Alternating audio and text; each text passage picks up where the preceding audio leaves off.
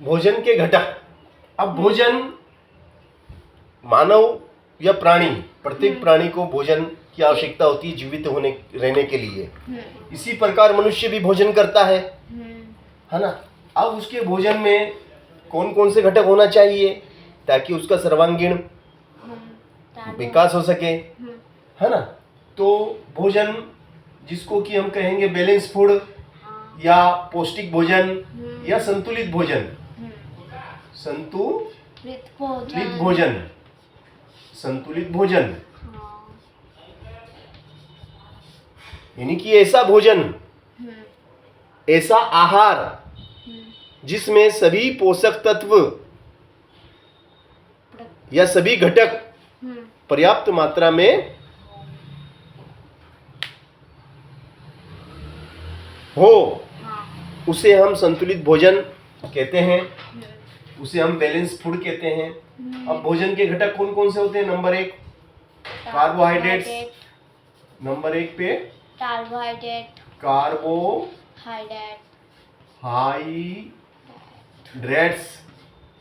Carbohydrates, vitamin, number 2 पे vitamin, वसा, number 3 पे विटामिन और नंबर 4 पे प्रोटीन और नंबर 5 पे खनिज लवण और नंबर 6 पे जल। ठीक है ना। ये सभी हमारे भोजन के घटक हैं, ये सभी हमारे भोजन के घटक हैं, ठीक है ना। तो ये सभी अगर उचित समुचित मात्रा में हमारे भोजन में उपस्थित हैं, विद्यमान हैं, तो हमारा भोजन संतुलित भोजन कहलाता है। और हमें ऐसा भोजन करने से किसी भी प्रकार का रोग नहीं होता है, अर्थात हम कुपोषण के शिकार नहीं होते हैं, अभावजन्य रोगों से हम बच जाते हैं, ठीक है ना। तो कार्बोहाइड्रेट्स जो है, इससे हमें कार्य करने की क्षमता प्राप्त होती है। वसा जो कि हमारे शरीर को संचित ऊर्जा के रूप में काम आती है और आपातकाल स्थिति में वसा हमें ऊर्जा प्रदान करती है। विटामिन रोगों से लड़ने में क्षमता प्रदान करते हैं। प्रोटीन हमारे शरीर का विकास वृद्धि करते हैं और खनिज लवण भी हमारे शरीर को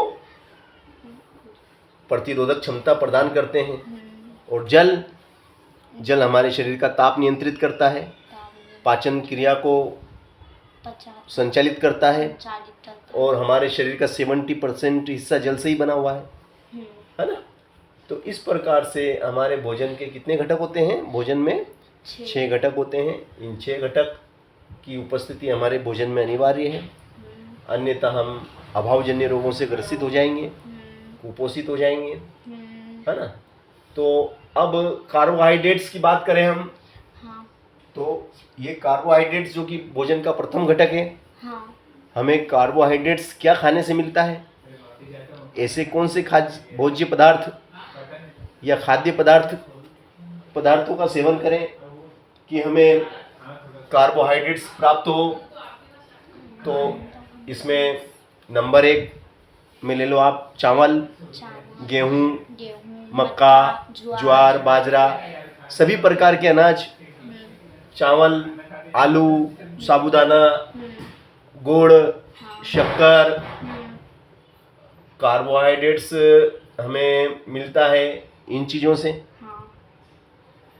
है ना। और वसा की जब हम बात करें तो वसा हमें तेल, घी, बादाम, काजू, है ना, इनमें वसा होता है प्रचुर मात्रा में, ठीक है। और विटामिन की बात करें तो vitamin A, vitamin B complex, vitamin C, vitamin D, vitamin E, vitamin K, हाँ इतने प्रकार के जो विटामिन होते हैं, हाँ ये सब हमें, जैसे अब हम विटामिन ए की बात करें हाँ तो विटामिन ए हाँ हमें हरी पत्तेदार सब्जियां खाने से, हाँ हरी पत्तेदार सब्जियों में विटामिन ए होता है, हाँ गाजर में होता है, दूध और अंडे में विटामिन ए पाया जाता है। विटामिन ए की कमी से हमें आँखों में दोष उत्पन्न हो जाते हैं, हाँ दिखना कम हो जाता है, दृष्टि हमारी खराब हो जाती है, और जिसे हम रतौंधी रोग के नाम से जानते हैं। रतौंधी नामक रोग हमें हो जाता है विटामिन ए की कमी से। अब विटामिन बी की कमी से बेरी नाम का रोग होता है, इसलिए बेरी रोग में हमारी त्वचा फीकी पड़ जाती है, मसूड़ों से खून निकलता है, मसूड़े हमारे कमज़ोर हो जाते हैं। तो बेरी रोग जो हमें हो जाता है, उससे बचने के लिए हमें vitamin B complex, vitamin B1, B2, B6, B4, B12, ये विटामिन कॉम्प्लेक्स होता है, उसका हमें सेवन करना होता है। प्रोटीन हमारे शरीर का सर्वांगीण विकास करता है, वृद्धि के लिए आवश्यक होता है। मरी हुई कोशिकाओं के निर्माण में प्रोटीन काम आता है। तो प्रोटीन भी एक अनिवार्य घटक है भोजन का, और प्रोटीन सभी दालों में पाया जाता है। सभी प्रकार की दालें खाओ, है ना, और मांस में पाया जाता है, और प्रोटीन मूंगफली में पाया जाता है, सोयाबीन में प्रचुर मात्रा में प्रोटीन पाया जाता है। हाँ, हम बात कर रहे थे विटामिन की, तो विटामिन ए तो हमने बता दिया था आपको क्या में पाया जाता है। विटामिन बी दूध अंडा, दूध अंडे में विटामिन बी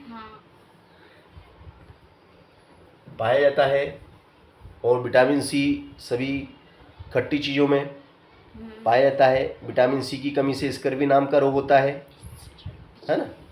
और विटामिन सी जो है आंवला में प्रचुर होता है, प्रचुर मात्रा में पाया जाता है, नींबू में, आंवले में, ठीक है, इमली में। और विटामिन डी की कमी से रिकेट्स नाम का रोग हो जाता है, हड्डियाँ टेढ़ी हो जाती है, कमज़ोर हो जाती है। विटामिन डी जो कि हमें धूप से, सूर्य के प्रकाश से मिलता है। और विटामिन ई से नपुंसकता आ जाती है, बांझपन आ जाता है, संतान उत्पन्न नहीं होती है, इसलिए विटामिन ई भी हमारे शरीर के लिए बहुत आवश्यक है।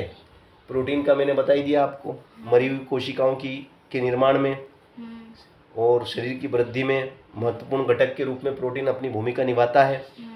और खनिज लवण, है ना, पोटेशियम, फास्फोरस, सोडियम क्लोराइड, है ना, ये सब हमारे, है ना, शरीर के लिए आवश्यक पदार्थ हैं, घटक हैं।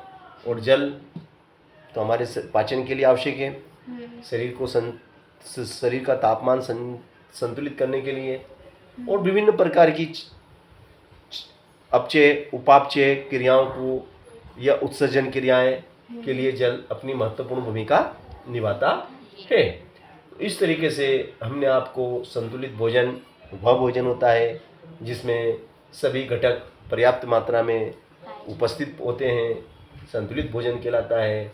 संतुलित भोजन से हमारे शरीर का बौद्धिक, शारीरिक, मानसिक विकास होता है, और संतुलित भोजन से हमें बीमारियों से बचने में मदद मिलती है।